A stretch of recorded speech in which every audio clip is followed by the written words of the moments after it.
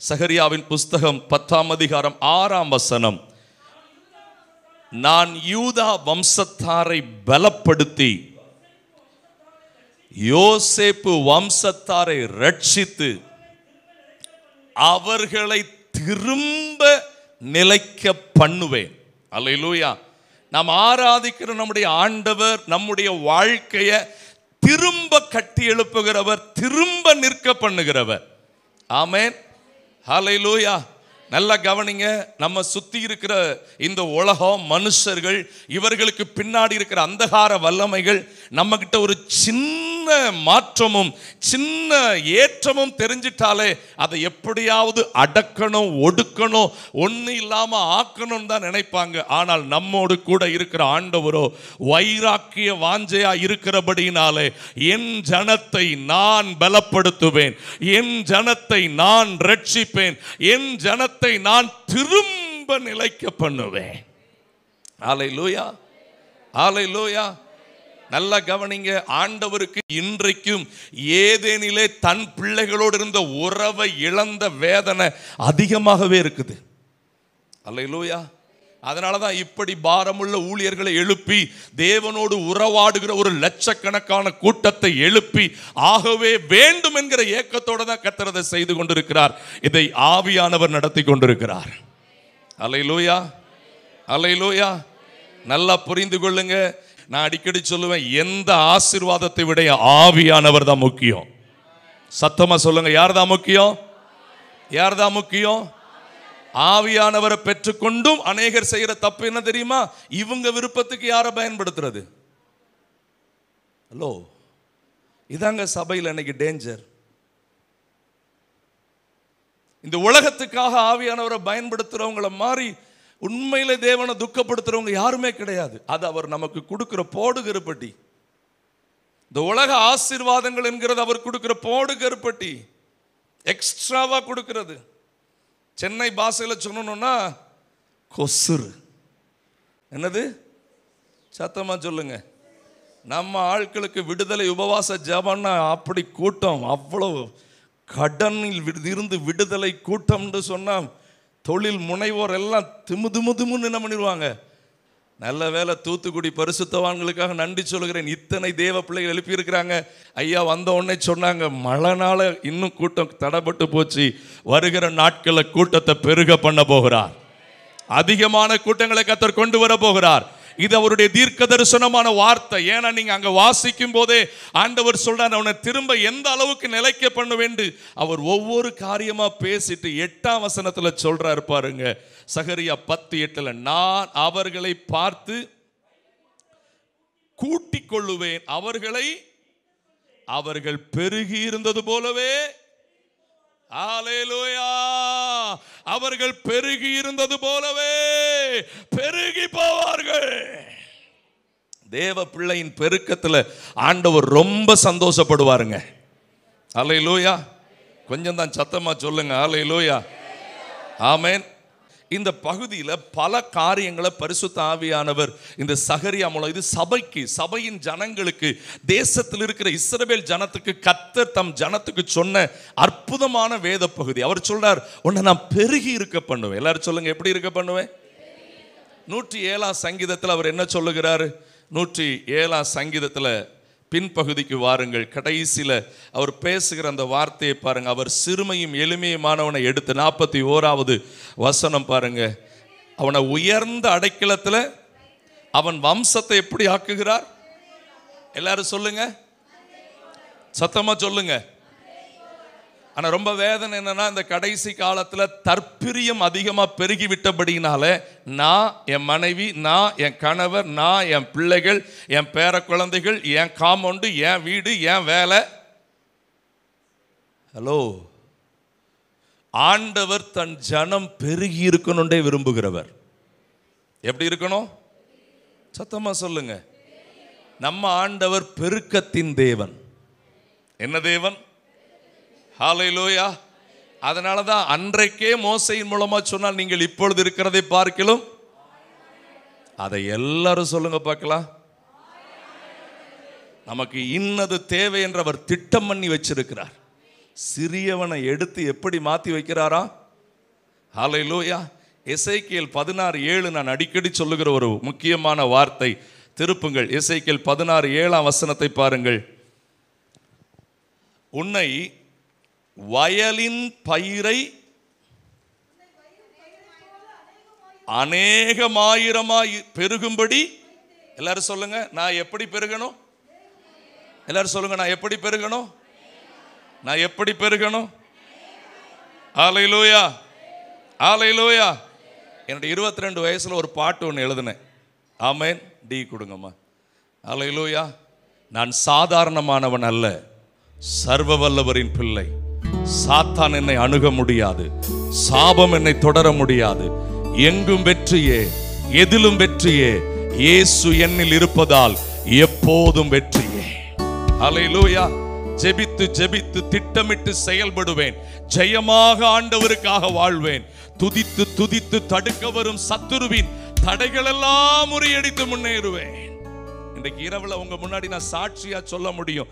என்னுடைய தனிப்பட்ட வாழ்க்கையில, ஊழியத்துல, எல்லா காரியத்திலையும் என்னை தடுக்க நினைச்ச சத்துரு முனை விழுந்து போனான். என்னை தடுக்க நினைச்சு மனுஷங்க செஞ்ச திட்டமெல்லாம் தோற்று போனது. இன்றைக்கு வெற்றியாய் வைத்திருக்கிறார். ஆனா அதே நேரத்தில் சொல்றேன், இந்த வெற்றிக்காக நான் என் ஆண்டவரை சேவிக்கவில்லை, நான் அவரை நேசிக்கிறேன். அவர் எனக்காக ரத்தம் கொடுத்திருக்கிறார்.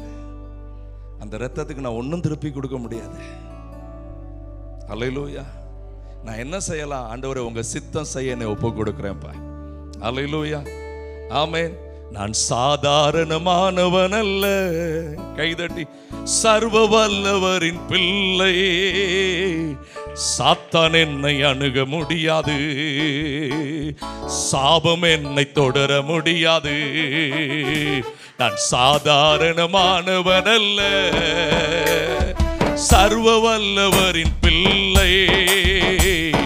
சாத்தான் என்னை அணுக முடியாது, சாபம் என்னை தொடர முடியாது. எங்கும் வெற்றியே, எதிலும் வெற்றியே. இயேசு என்னில் இருப்பதால் எப்போதும் வெற்றியே.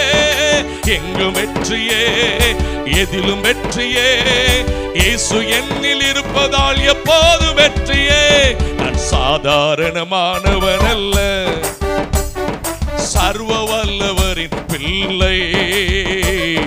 சாத்தான் என்னை அணுக முடியாது. சொல்றது விளங்குதா? இந்த நாய் பையனை தொடவே முடியாது.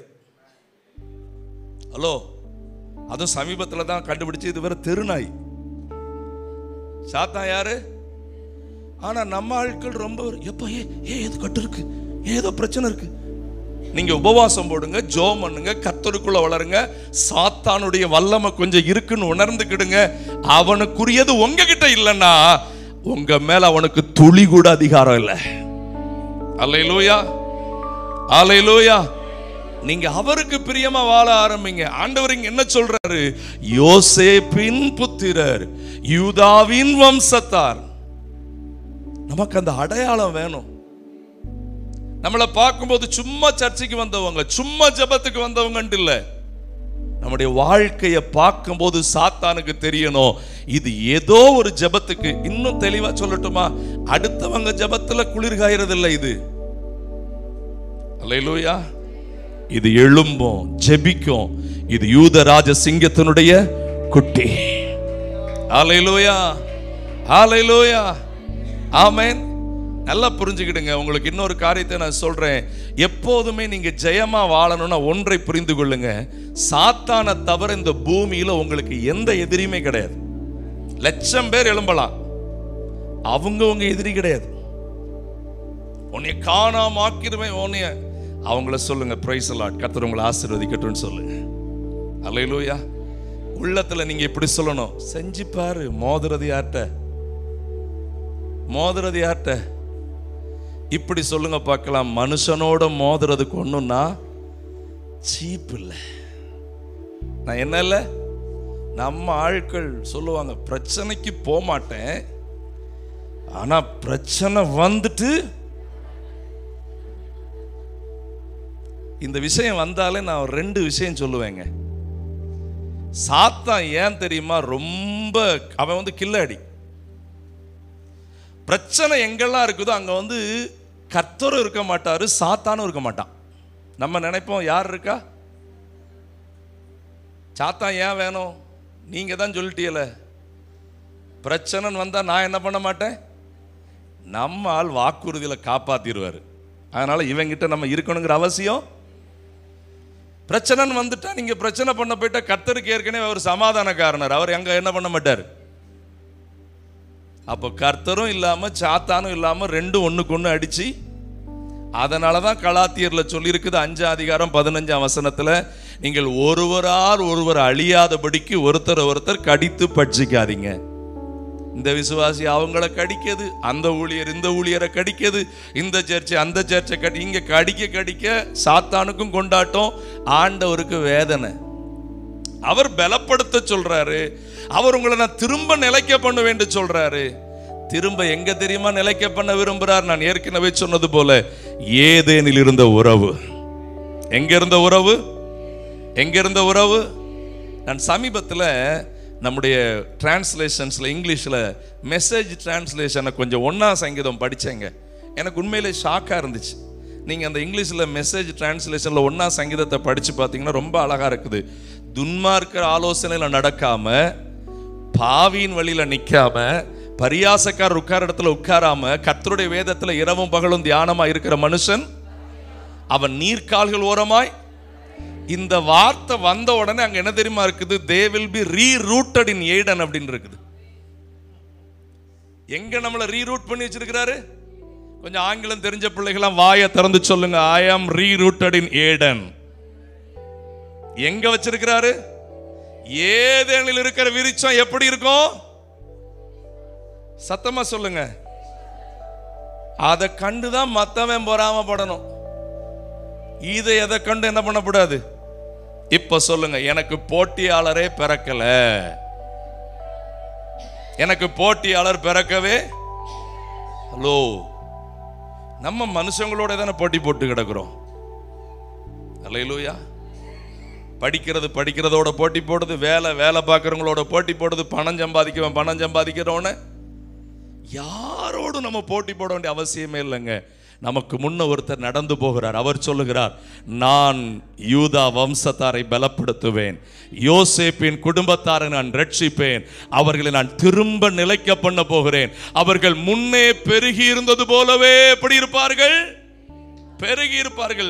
தொடர்ந்து வாசிங்கள். அந்த பகுதியில் நீங்கள் வாசிக்கும் போது 8ஆம் அதிகாரத்தின் கடைசியில பாருங்க, அவர் அந்த காரியத்தை விளக்கமா சொல்றதை நீங்க படிச்சிருப்பீங்க. உங்களுக்கு தெரியாததில்லை, உங்களுக்கு நான் ஞாபகப்படுத்த தான் வந்திருக்கிறேன். அல்லேலூயா. இதை உங்களுக்கு சொல்லும்படிக்கு அவர் சொன்னார். 8ஆம் அதிகாரம் அதனுடைய 20ஆம் வசனம் பாருங்க. இன்னும் ஜனங்களும் அநேகம் பட்டணங்களின் குடிகளும் இந்த முழு இரவு ஜெபத்தை தேடி, அல்லேலூயா, ஆவிக்குள்ள நடத்தப்படுகிற ஒவ்வொரு சபையும் தேடி வருவார்கள். ஆமென், அல்லேலூயா, ஆமென். இன்னும் ஜனங்கள், எல்லாரும் சொல்லுங்க, இன்னும். ஜனங்கள் வர்றதான் பிரச்சனை. இன்னைக்கு யார் வர்றதான் பிரச்சனை? ஹலோ, எனக்கு ஒரு காரியம் விளங்கலங்க. தேவனை அல்லாமல் வேறே தேவர்களை சேவிக்கிற ஜனங்களுக்கு வாகன வசதி உண்டுங்கிற லிஸ்ட் எங்கேயாவது போட்டிருக்காங்களா? ஹலோ, நம்ம முழுரவு ஜெபத்திலையும் ஒரு நிலைமை எப்படி இன்னைக்கு வாஞ்சையில் அதை செய்யறாங்க, தப்பு இல்லை. ஏன்னா அப்படியாவது ஜனங்கள் என்ன பண்ண, சிலருக்கு வசதி தூரத்திலிருந்து வரணும், திரும்பி போகணும், நைட்டில் திரும்பி போகிறதுக்கு பல ஆபத்துகள் இருக்குது, அவர்களுடைய சேஃப்டிக்காக பண்ணுறோம், ஓகே. ஆனால் ஒரு காலம் வரணும், ஐயா நாங்கள் எங்கள் ஏரியாவிலேருந்து நாங்களே கூட்டு வந்துருதோம் ஐயா, எங்கள் ஏரியாவிலேருந்து நாங்களே கூட்டு போய் விட்டுருதோம் ஐயா, நாங்கள் இதுக்கு பொறுப்பு என அநேக ஜனங்களை கர்த்தர் அப்படி எழுப்ப போதுமானவராக இருக்கிறார். நல்ல கைதட்டுங்க, இதுக்கு தப்பே இல்லை, நல்ல கைதட்டுங்க. ஏன்னா இப்போ இருக்கிறத பார்க்கல கர்த்தர் அநேகம் ஆயிரம் ஜனங்களை பெருக பண்ண போகிறார். அல்லேலூயா, அல்லேலூயா. ஏனென்றால் அவர் தம்முடைய ஜனத்தை திரும்ப நிலைக்க பண்ணுகிறவர். எல்லாரும் சொல்லுங்க, ஆமா. திரும்ப நீங்க இழந்த அந்த இடத்தை, உங்களுக்கு அந்த இடத்துல அதை விட சிறந்த இடத்தை கொடுக்க அவரால் முடியும். அல்லேலூயா. ஆனா ஒரே ஒரு வருத்தம் என்ன தெரியுமா, நம்ம இந்த உலக ஆசீர்வாதத்தை குறித்து நான் வாக்குத்தத்தம் கொடுத்தா வேகமா கைதட்டுவோம். திரும்ப நீங்க இழந்த அந்த ஜெபாவி தான் முதல்ல வேணும். நீங்க இழந்த அந்த பழைய பரிசுத்த கிருபை தான் உங்களுக்கு ரொம்ப. ஹல்லேலூயா. இன்னைக்கு ஜனங்கள் எல்லாத்தையும் மறந்துட்டு மிருக குணமாயிட்டு இருக்கிறாங்க. ஆண்டவர் சொல்றாரு, நான் திரும்ப நிலைக்க பண்ணுவேன். திரும்ப அந்த ஏதேனின் உறவு. ஹல்லேலூயா. எத்தனை பேருக்கு இன்னைக்கு தேவன் மேல தாகம் இருக்குதுன்னு தெரியல. இன்னைக்கு தாகம் உள்ளவங்க தான் இங்க வந்திருக்கிறீங்க. தாகம் உள்ளவங்க தான் யூடியூப்ல மற்ற மீடியாக்கெல்லாம் கேட்க ஆயத்தமா இருக்கிறாங்க. தாகம் உள்ளவங்க மேல கர்த்தர் ஆசீர்வாதத்தை ஊற்றுகிறார். வறண்ட நிலத்தின் மேல அவர் என்ன ஊற்றுகிறார்? ஆறுகளை. ஹல்லேலூயா. இந்த திரும்ப நிலைக்க பண்ணுகிற காரியத்தை நீங்கள் சற்று கவனிக்கும் போதே ஆண்டவர் நம்ம கிட்ட 3 காரியத்தை கேட்கிறார். அதுல முதல் காரியம் என்ன தெரியுமா? 10ஆம் அதிகாரத்தின் முதல் வசனம். ஆமென். பின்மாறி காலத்து மழைக்காக கர்த்தரிடத்தில் என்ன பண்ணுங்க? எல்லாரும் சொல்லுங்க, எல்லாரும் சொல்லுங்க. வேண்டிக் கொள்கிறது தாங்க மிக முக்கியம். அல்லேலூயா. நீங்க கண்டிப்பா கேள்விப்பட்டிருப்பீங்க, எழுப்புதலை குறித்து பேசும்போது அத்தனை ஊழியர்களும் ஒரு காரியத்தை சொல்றாங்க. அதுல ரொம்ப முக்கியமான எழுப்புதல் அசுசா ஸ்ட்ரீட் எழுப்புதல். கேள்விப்பட்டிருக்கிறீங்க தானே? 1-2 பேர் தான் கேள்விப்பட்டிருக்கிறீங்க. அருமையான ஊழியர்கள். அது அமெரிக்காவில் உள்ள ஒரு ஸ்ட்ரீட். அங்கதான் ஒரு மகிமையான எழுப்புதல் முதல்ல இந்த 21ஆம் நூற்றாண்டுக்கு துவங்கின முதல் எழுப்புதல் அதுதான். அந்த எழுப்புதல் அங்கே காணப்பட்ட அந்த ஜெப வல்லமையில வெளியில இருக்கிற ஜனங்கள் அந்த கட்டடத்தின் மேல அக்கினியை பார்த்தாங்களாம். அவ்வளவு எழுப்புதல் இருந்துச்சா. ஆனா ஒரு வேதனையான அன்றைய தீர்க்க தரிசன வார்த்தையை நான் இன்னைக்கு சொல்லட்டும். அதுதான் இன்னைக்கு சபைகள்ல நடந்துகிட்டு இருக்குது. அன்றைக்கு அந்த வல்லமையான எழுப்புதல் நடந்து கொண்டிருக்கும் போது ஒரு தேவ பிள்ளை மூலமா கர்த்தர் ஒரு தீர்க்க தரிசனத்தை கொடுத்தாராம். The day will come, praise will take the place of prayer. இன்றைக்கு ஆண்டவர் ரொம்ப துக்கப்படுறது என்ன தெரியுமாங்க? ஆராதனைகள் இன்றைக்கு எதை விழுங்கி விட்டது? ஆராதனை ரொம்ப தேவை. ஆராதனை ரொம்ப இருந்து வயிறு மட்டும் ரொம்ப பெருசா, கைகாலெல்லாம் சூம்பி இருந்தா எப்படி இருக்கும்? லைட்டை போட்டு பாட்டை பாடி. இப்போ நானும் 4-5 பாட்டை எடுத்து வச்சுட்டு தான் வந்தேன். நானும் எனக்கு பாடுறதுக்கு அப்பா ஒரு சின்ன கிருபை கொடுத்துருக்கிறார், பாடிக்கிட்டே போகலாம். ஆனா ஜெப சிந்தை இன்னைக்கு ரொம்ப குறைஞ்சிட்டேன். நீங்க தானே ஜெபிச்ச கூட்டம். நீங்க யாருக்காக அந்த அதிகாலை ஜெபத்தை விட்டீங்க? நீங்க யாருக்காக அந்த அந்த உபவாச ஜெபத்தை விட்டீங்க? நீங்க வீட்டுல ஜெபம் பண்ணது, நீங்க அந்த 4 பேர் கூடி ஜெபம் பண்ணது. எங்க நீங்க போனாலும் எப்படி போனாலும் திரும்ப திரும்ப அவர் கேட்பாரு, ஓ ஆதி அன்ப எங்க நீ விட்ட? அங்கதான் திரும்ப நீ வரணும், அங்கதான் நீ திரும்ப வரணும். அவர் அதை தான் தேடிக்கிட்டே இருப்பார், அதை தான் தேடிக்கிட்டு இருப்பார். நல்லா கவனிங்க, இதை நீங்க மறக்கவே கூடாது. ரொம்ப பரிசுத்தவான்கள் அதை சொல்லியிருக்கிறாங்க. நான் கொஞ்சம் அதை ஞாபகப்படுத்துறேன். நம்ம ஜெபம் பண்ண நாட்களையும் நம்ம ஜெபம் பண்ண நேரத்தையும் நம்ம ஜெபம் பண்ண இடத்திலையும் தான் இன்றைக்கும் கர்த்தர் நம்ம எதிர்பார்த்து கொண்டிருக்கிறாராம். ஆண்டவர் என்ன ரொம்ப பிஸி, ஜெபிச்ச ரொம்ப ஒரு ஊழியக்காரங்களா மாறிட்டாங்க. ஊழியம் ரொம்ப பெருகிடுச்சு, என்ன இல்லை. ஆனா கர்த்தர் அந்த அனலை எழுப்புறதுக்கு அந்த ஜெபங்களை எழுப்பி தந்திருக்கிறார். இன்னும் ஒன்னா நின்னு ஜெபம் பண்ணுங்க. இன்னும் பின்மாறி காலத்து மழையை நாங்க பார்க்கணும் ஆண்டவரேன்னு கேளுங்க. அல்லேலூயா. கண்டிப்பா இங்க வந்த எல்லா ஊழியர்களும் இந்த பின்மாறி காலத்து மழையை குறித்து சொல்லி இருப்பாங்க. முடிஞ்சா சொல்லுங்களேன், பின்மாறி கால மழைனா எப்படி? நல்லா கவனிங்க. பின்மாறி அப்படின்னாலே வேத பண்டிதர்கள் என்ன தெரியுமா சொல்றாங்க? 10 மடங்கு. எத்தனை மடங்கு? கையை உயர்த்தி சொல்லுங்க, எத்தனை மடங்கு? இன்னைக்கு ஆண்டவர் அந்த 10 மடங்கு வல்லமை எனக்கு தாங்கப்பா. குறைந்தது இந்த 10 மடங்கு எதோடு ஒப்பிட்டு தெரியுமா? ஆதி அப்போஸ்தல கால வல்லமைக்கு. நம்ம எல்லாம் எதுக்கு தான் ஜெபம் பண்ணிக்கிட்டு இருக்கிறோம்? ஆதி அப்போஸ்தல கால வல்லமையை தாங்கன்னு ஜெபம் பண்ணிட்டு இருக்கிறோம். ஆண்டவர் சொல்றாரு, அந்த ஆதி அப்போஸ்தல காலத்துல இறங்கின வல்லமையை விட எத்தனை மடங்கு, எத்தனை மடங்கு. அதனாலதான் நான் எப்போதும் அடிக்கடி சொல்றேன், இன்னும் அபிஷேகிங்கப்பா.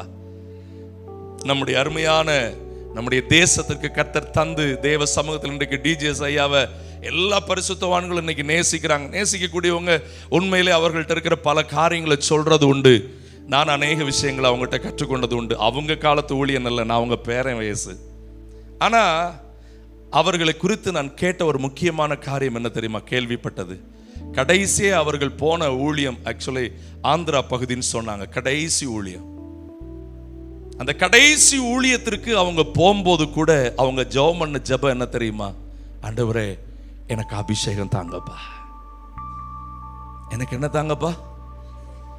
கொஞ்சம் வாயை திறந்து சொல்லுங்க, என்ன தாங்கப்பா?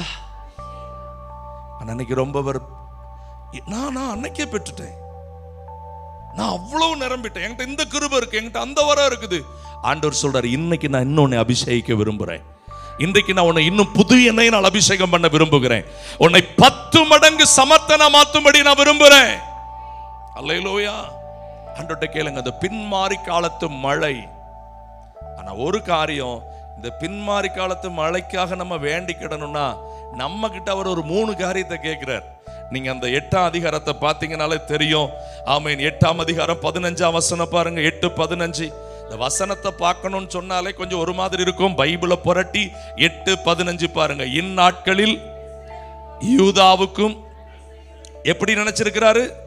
திரும்ப நீங்க நிலைக்க வேண்டும் என்று அவர் திரும்ப நினைச்சிருக்கிறார். சோ பயப்படாதீங்க. பயப்படாம நீங்க செய்ய வேண்டியது என்னன்னு அடுத்த வசனத்துல சொல்றாரு. நீங்கள் செய்ய வேண்டிய காரியம் என்ன? அவனோட என்ன பேசுங்க? சத்தமா சொல்லுங்க, என்ன பேசுங்க? அல்லேலூயா. பக்கத்துல பார்த்து சொல்லுங்க, என்ன பேசுங்க? ஹலோ. உண்மை வந்தாதான் பரிசுத்தம் தானா வந்துருமே. ஹலோ. திருட்டுத்தனத்துல தானே, பொய் சொல்றதுல தானே பாவமே பெருகிக்கிட்டு இருக்குது. கணவர்கிட்ட உண்மை சொல்றது இல்லை. அதுல நீங்க இந்த பஸ்ல ஏறி இங்க இருந்து திருநெல்வேலி போறீங்களோ, இங்க மதுரை போறீங்களோ, பஸ்ல போற ஆட்கள் பேசுறத கேட்கணும். தூத்துக்குள்ள இப்பதான் பஸ் வெயிட்டிங் ஏறி உட்கார்ந்து இருப்பாரு. இந்த கோரம்பள்ளம் தாண்டி வாரேன். எங்க தாண்டி வாரேன்? நான் அடிக்கடி இப்படி நினைப்பேன், ஆண்டவரே இவங்க அங்க போறதுக்குள்ள ஏதாவது சம் ரிப்பேர் ஆயிரணும் பஸ். நான் பெருசா நினைக்கிறது இல்லை, ஏன்னா யாருக்கும் பாதிப்பு வரக்கூடாது. ரிப்பேர் ஆயிட்டுனா என்ன ஆகும்? ரிப்பேர் ஆயிட்டு இவர் மில்லர்புரத்தில் நிற்பாரு. எங்க நிற்பாரு? அல்லேலூயா. எத்தனை பொய் தெரியுமா? ஃபாதர் பெர்க்மன்ஸ் அடிக்கடி அதான் சொல்லுவாங்க, 4000 பேர் வந்தா ஏதோ 7000 பேர் வந்த மாதிரி என்ன சொல்லாத, கதை சொல்லாத. 4000 பேர் வந்தா 2000 கூட சொல்லு, பரவாயில்ல. அல்லேலூயா. ஆமென். எனக்கு அவங்கள தெரியும், எனக்கு இவங்கள தெரியும், நான் அப்படி ஆக்கும், நான் இப்படி ஆக்கும். அன்பானவர்களே, உண்மையை பேச கற்றுக்கொண்டவர்கள் ஆசீர்வதிக்கப்படுவாங்க. ஜெபத்திலையும் போய் உண்மையை பேசுங்க. ஆண்டவர் அந்த உண்மையை தான் எதிர்பார்க்கிறார். அவர் கேட்கிறாரு, அந்த சங்கீதம் 51 சொல்றார், உள்ளத்தில் என்ன இருக்க விரும்புகிறீர்? உள்ளத்தில் உண்மை இருக்க விரும்புகிறேன். அந்த உண்மை இருந்துச்சுன்னா, ஆமென், வாழ்க்கையில் அந்த உண்மையை தான் இன்றைக்கு ரொம்ப ஒரு மறந்து, அந்த உணர்வே இன்னைக்கு ரொம்ப வட்ட இல்லை. நான் பொய் சொன்னேங்கிற உணர்வே இல்லை. நான் என்ன சொல்லிட்டேன்? எல்லாரும் போல நானும் சொல்றேன். ஆமா. ஆண்டவர்ட்ட கேளுங்க, ஆண்டவர் இன்னும் உண்மையா இருக்கணும்ப்பா. ஹல்லேலூயா. ஒவ்வொரு நாளும் கேளுங்க, ஆண்டவரே ஒவ்வொரு சூழ்நிலையும் நாங்கள் உண்மையா இருக்கணும். ஆண்டவரே, உங்களுக்கு ஒரே ஒரு சாட்சியை மட்டும் நான் சொல்ல விரும்புகிறேன். சமீபத்தில் எங்கள் சபையில் நடந்தது. சாதாரண சத்துணவு அமைப்பாளரா எங்க சபையில் ஒரு விசுவாசி இருந்தாங்க. கர்த்தரை உண்மையா தேட ஆரம்பிச்சாங்க. அந்த சத்துணவு அமைப்பாளரா இருக்கும் போதே அவங்க அடிக்கடி கண்ணீர் வடிப்பாங்க. பாஸ்டர், நான் எவ்வளவோ உண்மையா இருக்க விரும்புறேன், ஆனா இந்த விஷயத்துல எப்படி இருக்க முடியல? ஐயோ, எனக்கு அது ரொம்ப துக்கமா இருக்குதுன்னு சொல்லிக்கிட்டே இருப்பாங்க. ஆண்டவர் பாருங்க, அவங்க மேக்சிமம் உண்மையா இருந்ததை பார்த்த ஆண்டவர் அதுல இருந்து ஒரு நல்ல ப்ரமோஷனை கொடுத்தார். அல்லேலூயா, ஆமென். ஊர்நல அலுவலருங்கிற நிலைமைக்கு வந்தாங்க. அல்லேலூயா. 56 57 வயசுல எக்ஸாம் எழுதுனாங்க. ஆக்சுவலி நான் எனக்கு அண்ணன் மனைவி வேற அவர்கள். ஆகவே நான் அவங்கள நல்லா அறிஞ்சிருக்கிறதுனால அவங்களுக்கு ரொம்ப வீக். அவங்க சத்துணவு அமைப்பாளர் வேலைக்கு போயிட்டு வர்றதுக்குள்ளே ஆள் ஓடா போயிடும். ஆனால் இதுக்கு இப்படி ஒரு வேலையை கொடுத்து அப்போ எக்ஸாம் எழுதி அப்பவும் அப்படியே சைடில் ஏதாவது கொடுக்குற ஆட்களை குறித்து வேதனைப்பட்டு, பாஸ்டர் நான் வேண்டான்னு சொன்னாலும் என் கூட வேலை பார்க்குறவங்க என்ன பண்ணிருந்தாங்க, அதை என்ன செய்யணும் பாஸ்டர், இன்னும் உண்மையாக இருங்க டீச்சர் அப்படின்னு சொல்லி அவங்கள நான் அந்நியா இருந்தாலும் மரியாதை நிமித்தம் எப்போதும் எப்படி தான் கூப்பிடுவேன், டீச்சர் அப்படின்னு கூப்பிடுவேன். ஏன்னா அது எனக்கு ரொம்ப பிடிக்கும். சமீபத்தில் அவர்களுக்கு இன்னொரு ப்ரமோஷனுக்கானது இப்போ ஒரு 2-3 மாசமா அந்த காரியங்கள் போய்கொண்டே இருந்தது. அந்த ப்ரமோஷன் சொன்ன உடனே அங்கங்க இருந்து ஆளுக்கு இவரை பாரு, இவங்களை பாரு. ஆமென். ஆனா யாரை பார்த்தாலும் காந்தி தாத்தாவை பார்க்கணும். யாரை பார்க்கணும்? நேற்று ஒருத்தர் ஒரு மெசேஜ் அனுப்பியிருந்தார். 500 ரூபா நோட்லையும் 2000 ரூபா நோட்லையும் 20 ரூபா நோட்லையும் 10 ரூபா நோட்லையும் காந்தி தாத்தா ஒரே மாதிரி தான். ஆனா நம்ம ஆட்கள் தான் எந்த ரூபா கொடுக்குறோமோ அதுக்கேற்ற மாதிரி சிரிக்காவ மாறுறாவல்ல. என்ன அவர் ஒரே மாதிரி தான் சிரிக்காரு. அத்தனை நோட்ல அவர் எப்படிதான் சிரிக்காரு? அல்லேலூயா சொல்லுங்க. ஆமென். எங்க போனாலும் காந்தி தாத்தா தான் பேசுறார். அப்ப கடைசியில ஒரு 4 நாளைக்கு முந்தி அவரை ஒருத்தர் முக்கியமான ரூலிங் பார்ட்டியில் ஒருத்தர் இவ்வளவு நீங்க கொடுத்தாதான் உங்களுக்கு வேலை.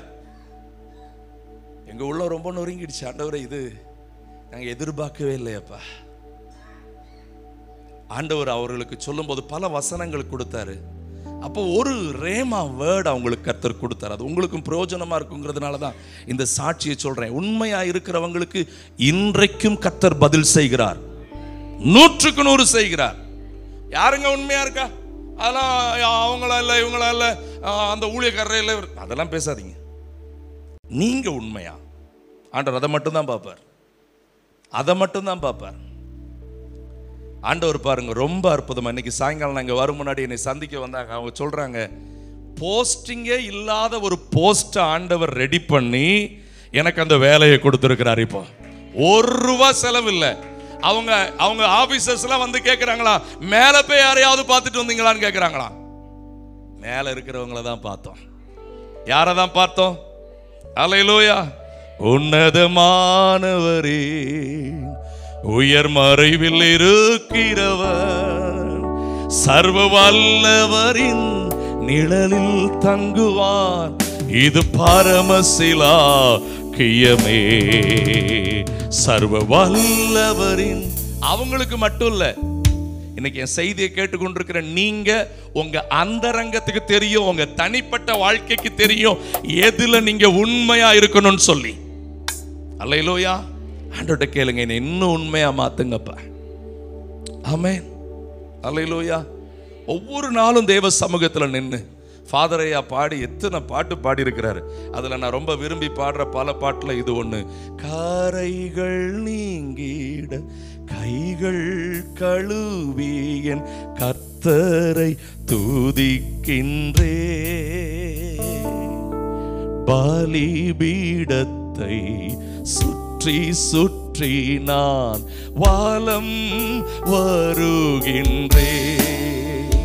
சொல்லுங்க. காரைகள் நீங்கிட கைகள் கழுவி என் கர்த்தரை துதிக்கின்றே, பலிபீடத்தை சுற்றி சுற்றி நான் வாலம் வருகின்றே. இரக்கங்களின் தகப்பனே இளவயதின் வழிகாட்டியே இரக்கங்களின் தகப்பனே இளவயதின் வழிகாட்டியே ஜீவிக்கின்ற மெய்தேவனே ஜீவனின் அதிபதியே ஜீவிக்கின்ற மெய்தேவனே ஜீவனின் அதிபதியே. ரெண்டு கைகளை உயர்த்தி ஆராதனை ஆராதனை ஆயுளெல்லாம் ஆராதனை ஆராதனை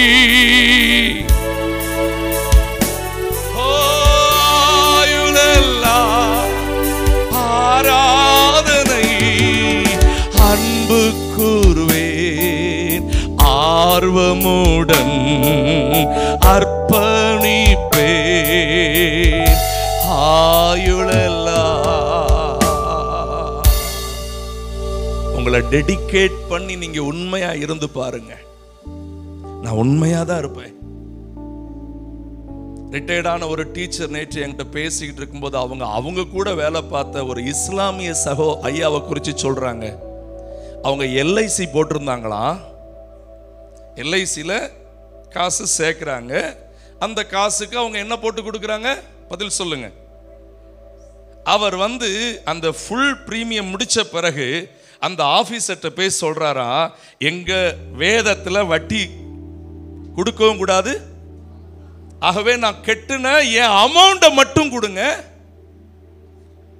இன்ட்ரெஸ்ட் வேண்டாம். லோ, இவர் என்னடா பேசிக்கிட்டு இருக்கிறாரு? பெருக பண்ண வேண்டி சொன்னா நம்மகிட்ட வேற மாதிரிலாம் என்னமோ பெருக்கிக்கிட்டு இருக்கிறாரு. கர்த்தர் பெருக பண்ணணும்னா முதல்ல பொய்ய பித்தலாட்டத்தெல்லாம் பெருக்குவார், விளக்கு மாத்த எடுன்னு சொல்லுவார். அல்லேலூயா.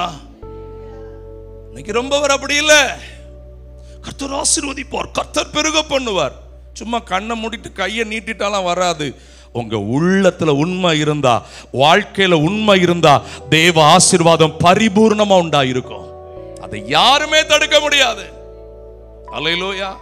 அவங்க பின்மாறி காலத்து மழைக்காக ஜெபம் பண்ணனா அவங்கள தான் திரும்ப நிலைக்க பண்ணுவார். அல்லேலூயா.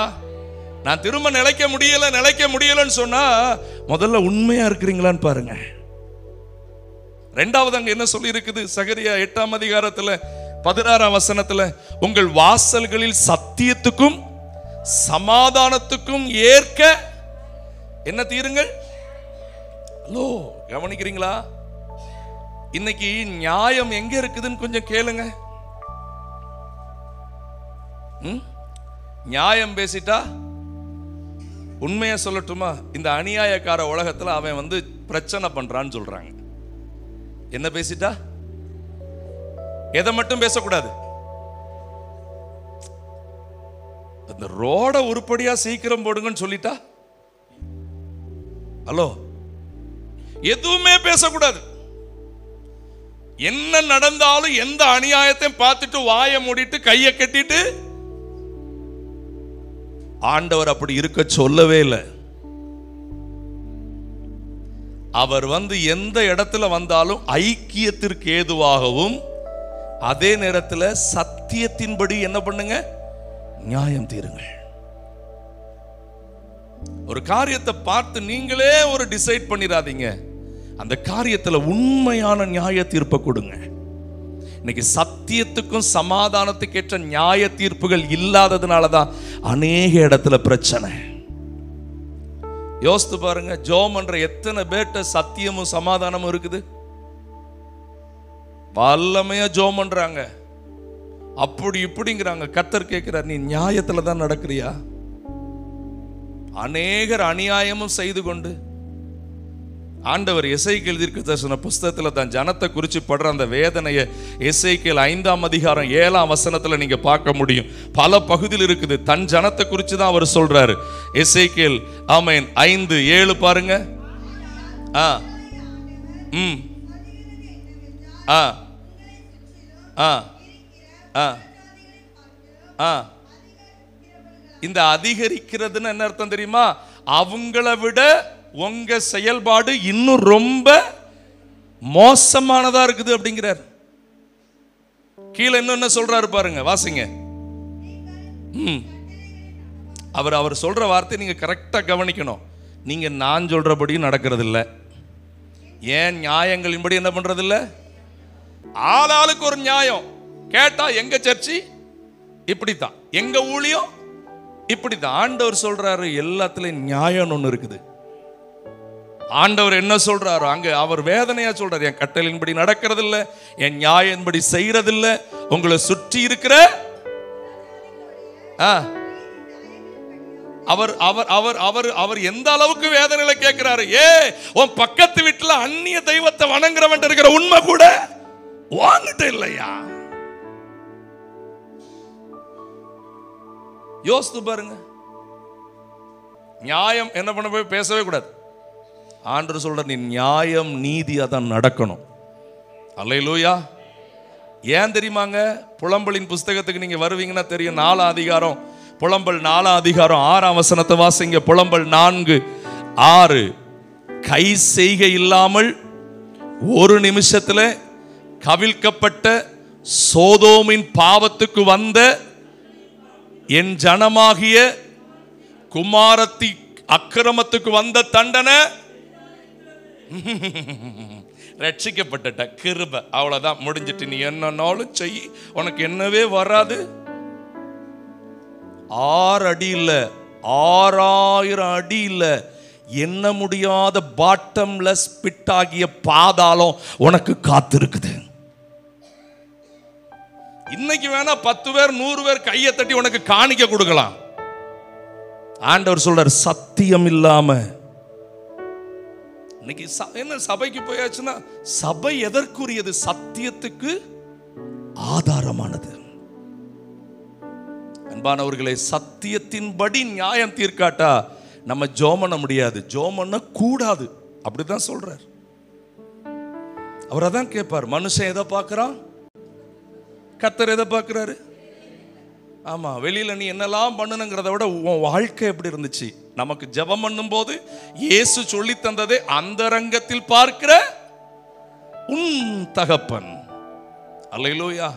3வது, பின்மாறி காலத்து மழைக்காக ஜெபம் பண்ணணும்னு சொன்னா அவங்ககிட்ட இருக்க வேண்டிய காரியம் என்ன? சகரியா 8. ஆமென். நேரம் ஏற்கனவே 2 நிமிஷம் கூடுன மாதிரி இருக்குது. நான் வேகமா சொல்லி முடிச்சிருந்தேன்.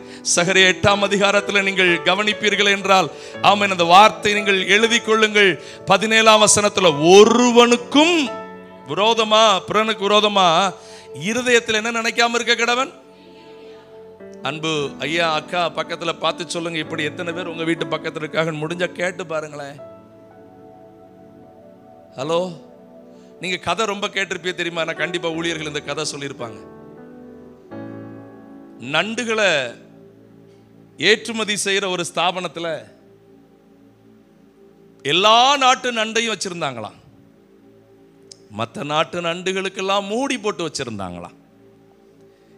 இந்திய நாட்டு நண்டுக்கு மட்டும் என்ன போடல? எப்பவுமே ரொம்ப ஒரு சிரிச்சிட்டே. ஏன் போடல? நம்ம போட வேண்டிய அவசியமே, அவர்களே கீழே இழுத்து விடுவார்கள். எப்படி இந்திய நாட்டு நண்டுவத்தில் எப்படி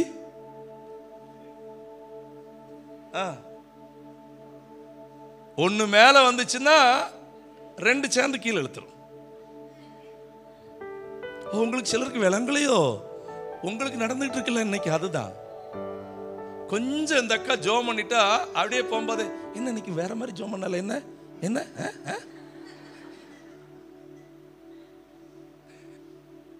கொஞ்சம் கூடுதலா அந்நிய பாஷை பேசிடக்கூடாது.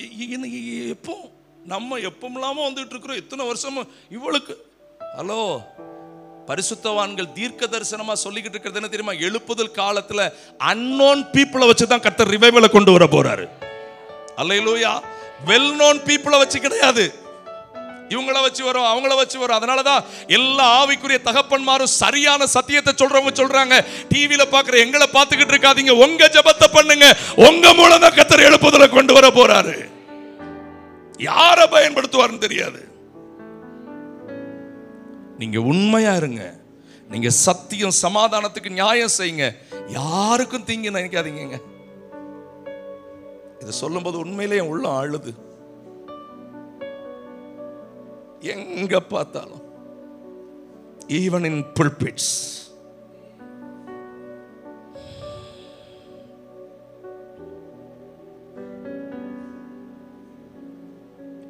எப்ப விழுவான். எரேமியா கதறான் பாத்தீங்களா? எரேமியாவுடைய கதறுதல் இன்னைக்கு ரொம்ப அவருடைய கதறுதல் அதான 15 அதிகாரத்துல திருப்புங்க. எரேமியாவுல 15 அதிகாரத்துல அவன் ரொம்ப வேதனையோட ஒரு காரியத்தை சொல்லிக்கிட்டு இருக்கிறத நீங்க பார்க்க முடியும். ரொம்ப வேதனையோட சொல்றான், இப்பொழுது இணங்குவான், அப்பொழுது அவனை என்ன பண்ணலாம், மேற்கொள்ளலான்னு சொல்ற கூட்டம் ரொம்ப நிறைஞ்சிருக்குது. ஆண்டவர் அவனுக்கு ஒரு வாக்குத்தத்தம் கொடுக்கிறாரு. அதெல்லாம் கொடுத்துட்டு அங்க பேசுறாரு பாருங்க. பேசும்போது 20ஆம் வசனத்துல பாருங்க, உன்னை இந்த ஜனத்துக்கு எதிரே அரணான வெண்கல அலங்கமாக்குவேன், இவர்கள் உனக்கு விரோதமா என்ன செய்வாங்க, என்ன பண்றாங்க. எனக்கு இதுல ஒரு பெரிய கொஸ்டின் என்னன்னா, இவன் யுத்தம் பண்ற அளவுக்கு என்னங்க தப்பு செஞ்சா? பதில் சொல்லுங்க, தெரிஞ்ச பிள்ளைகள் பதில் சொல்லுங்க. எங்க அழுது புலம்பி தேசம் அழிக்கப்படக்கூடாதுன்னு கேட்டதாங்க தப்பு. அவர் எதுக்கு தெரியுமா அழுதாரு? 4 இடத்துக்கு அவரை ஊழியத்துக்கு கூப்பிடணுமா, அதுக்காக அழுதாராம். இது ஒரு ஊழியன் கேட்டா அவர் உள்ள என்ன ஆகும் தெரியுமா? நான் தேவ சமூகத்தில் ரொம்ப தாழ்மையோடு சொல்றேன், உண்மையான எந்த ஊழியரும் மைக்குக்காகவோ வீடியோவுக்காகவோ இல்ல யூடியூபுக்காகவோ மீடியாவுக்காகவோ நடிக்கவே மாட்டாங்க. They will be always real.